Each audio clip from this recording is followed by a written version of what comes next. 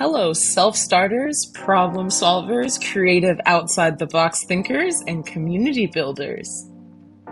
We need this like water. We need to gush, flow over dips and dives and thrive. We need patience, unconditional love, that authentic when you're down, we're still around type vibes. And you know that self-love should gush and flow over dips and dives.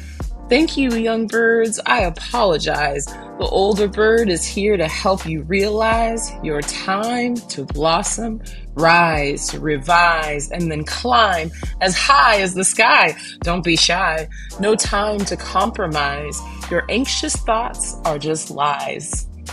With that poem, I'd like to introduce you to this podcast, specially made for Positive Impact Ventures, helping you find your way through the external funding journey as a new entrepreneur or new nonprofit board member. Bird's Eye Impact, where positive ideas take flight. I am Dr. LaToya Hinton. I'm proudly neurodivergent and happy to spread positivity, optimism, and nourishment to advocates for positive change. I want to bring hope and encouragement to folks who are just starting out with their own business or just starting their journey in nonprofit management. I'm a grant writer, researcher, instructional designer, and data analyst. I'm the perfect matchmaker for strategic partnerships that sustain growth and resilience in trying times. Neuro-Affirming Financial Planning, a Coach's Perspective, Part 1.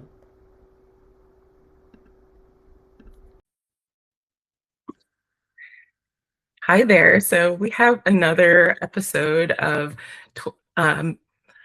Bird's Eye Impact, where positive ideas take flight. And this time around, I am here with Katie Leaf. And she is a neuro-affirming coach. She also does quite a bit of work with helping leaders to build sustainable workplaces, let's say neuro-inclusive sustainable workplaces. And this time around, we're actually going to be talking about quite a few topics, personal finance from the perspective of neurodivergent individuals. And we're also going to talk a little bit about the grant writing process in the UK and the US.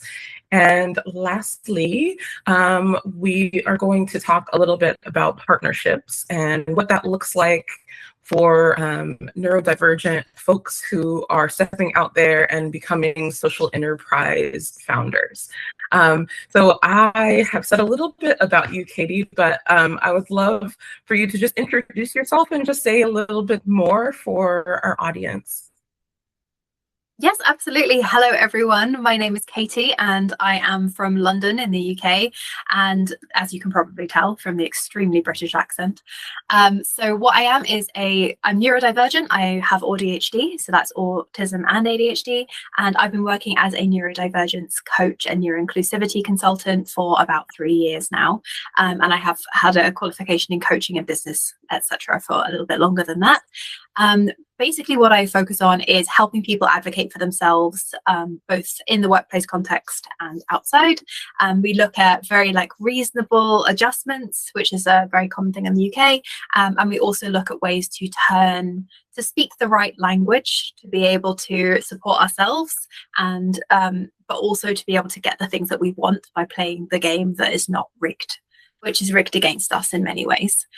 So one of the things that comes up so often with my one-to-one clients and in some of the workshops that I've done is finance and money. And it's also something that has scared me personally and still does in some ways. So I think it's such an important conversation to be having, especially linked to your previous podcast with pistachio pay. So you're having a little finance and neurodivergence executive function series, and I'm here for it. Absolutely, yeah. And for folks who are just tuning in to this podcast, I wanted to let them know that we like ever so briefly spoke about trauma-informed financial planning in our last episode with Pistachio Pay. We had Natasha Barber and Kimiko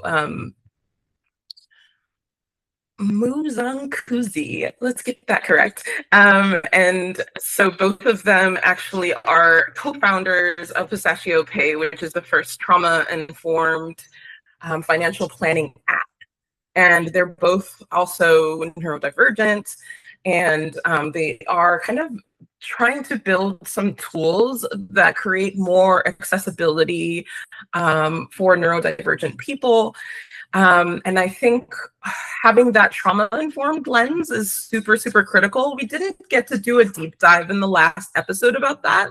So I think circling back around and kind of speaking from a coaching perspective is really, really enlightening for our listeners that are new to these topics of financial planning and consulting from a trauma-informed lens. And so I guess that brings me to my very first question for you, Katie. In your role as a neuro-affirming coach, what are your clients' general personal finance concerns? So there's sort of two main themes that come out. One is that they are entrepreneurs, solo entrepreneurs, very often, and they are very much struggling with the admin side of applying for finances, for getting finances, for organizing finances. A lot of them are deeply scared of doing their tax returns, with good reason, because it is an executive function nightmare. And they also come to me for, I've forgotten to pay this invoice, I'm scared to open this email.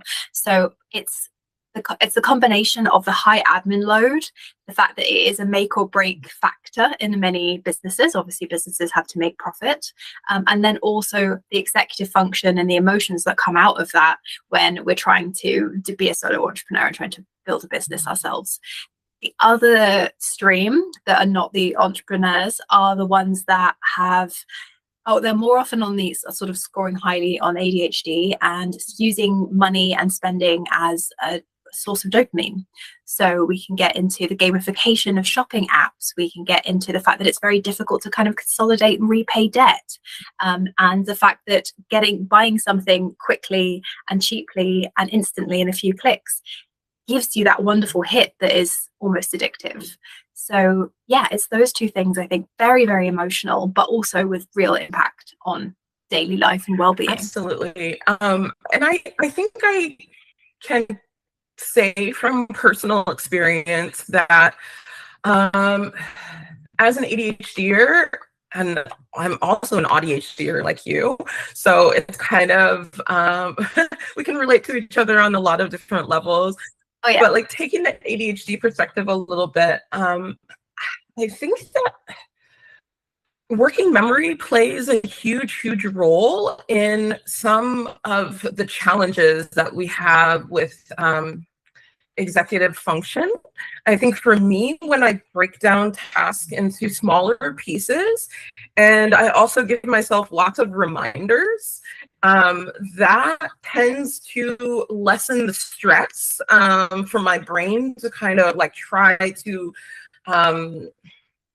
solve everything. I think my brain kind of goes to, let's try to solve everything at once instead of like, let's solve things one item at a time. And so what I've found is if I create a calendar for myself and I say, I'm going to build out a particular budget for one aspect of my business, then if I have that as a reoccurring item on a calendar, then I don't forget that I'm building out that budget.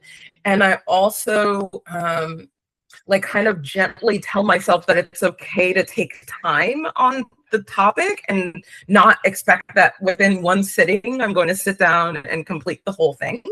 I think also one of the things that I've noticed with my ADHD is that I tend to do a lot of hyper focus, and I tend to finish large projects in